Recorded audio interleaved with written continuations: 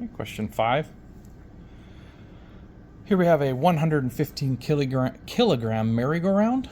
It's in the shape of a uniform disk, so I give you the moment of inertia of a solid disk, 1/2 mr squared. It has a radius of 1.5 meters. It starts from rest, and then you're going to spin it by wrapping a rope around the rim of the disk and pulling on the rope. Okay. What torque would be applied to the merry-go-round if its final angular speed has 45 revolutions per minute in 2 seconds of time? Okay, so it comes across as a angular kinematics. Okay, it's giving me those vibes when it tells me a whole bunch of data like that and it's asking for something. But the thing that's asking for is torque. So we have a couple of different options for torque. Okay. The one that I kind of want to use here is I know that there's an alpha involved in the kinematics, and it gave me everything I needed to compute the moment of inertia. So the equation I'd like to use for this one would be moment of inertia times alpha, which, if you're wondering where this is coming from, this is just the F equals ma version, but in angular form. So this is a linear force. Angular force is known as a torque. Mass becomes moment of inertia when we're talking about angular motion, and the alpha becomes, or A becomes alpha as its angular acceleration. So being I already have I, it said it was 1/2 mr squared, and m was given and r was given. I already have I. All I need to determine is alpha. Okay, so then I come over to my table and I see what I can fill out. I know that I'm going to need alpha, okay, from what was given. And the first thing it says is it starts from rest. Okay, so that's good. We have a omega I is equal to 0. It says if the torque is applied, it wants a final speed of 45 revs per minute. That is not radians per second. I need to do a conversion on that. So let me hop off to the side, do 45 revs per minute. Okay. To get rid of revolutions, 1 revolution is equal to 2 pi radians. This will get rid of revs, put us into radians per minute. Still not quite there. I want to go ahead and get rid of minutes. So 1 minute is equal to 60 seconds. Let's kill off the minutes. Now I'm in radians per second. Okay. And if I plug that in, 45 times 2 times pi divided by 60, this gives me 4.7 radians per second. So we'll go ahead and put that in here. 4.7 radians per second. Okay, and then we'll keep reading. It does this in 2 seconds of time. So t here needs to be 2 seconds. Okay, and there, I've got my 3 things.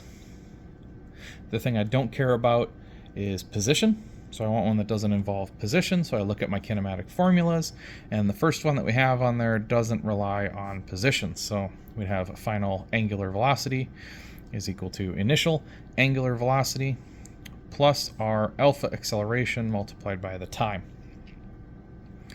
So we'll start plugging in. We have 4.7 for our final. We have 0 for our initial. We are looking for alpha, and our t here is 2. So rather simple formula. We have 4.7 divided by 2. This will give us an angular acceleration of 2.35 radians per second squared. Now that's just the alpha. The question was asking for torque, so I need to use that alpha to plug in for torque. Okay, so if I do that, I'm going to have torque. Our torque is equal to I times alpha, so let's start with I. I is equal to 1/2 mr squared, so I know that m is going to be 115. So here's m. I need to now have it be r squared. Okay, the radius here was given as 1.5, so 1.5 squared. Okay, so this thing all together is I. I is moment of inertia is equal to mr squared, so this whole thing together is I. And then we need to multiply that by alpha, and alpha we had just found to be 2.35. Okay, so you have I times alpha. I is mr, whoops. I is 1/2 mr squared. I need to jump a half in there. Almost forgot that. 1/2 mr squared. Okay, so now we just plug this in. We're going to have 1/2 times 115 times 1.5 squared times 2.35. And we get a total torque of 304. Now what's the torque? Well, torque we would have, you can write it in a couple of different ways. We could have it be a Newton meter, because our conversion for torque is the same as like FD. You might see it as FL in other books. You might see it as FR sine theta. It's a force times a distance, so you could see it as a Newton meter. That's one way of having your units. You could also do it this way with the moment of inertia times alpha, if you want to do it that way.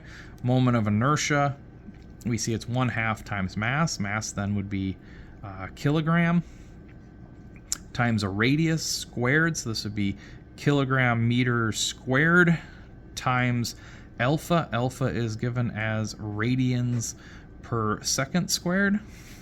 Okay. So you'd have kilogram meters squared per second squared radians. Radians is a made-up term, so it doesn't really matter. So if you wanted to, this is the same thing as kilogram meters per second squared times meters. And again, this is MA. This is force, so that's how you get back to Newton meters. But any combination of these I accept in my course. Might not be so lucky in different courses, but 304 Newton meters is plenty acceptable for mine.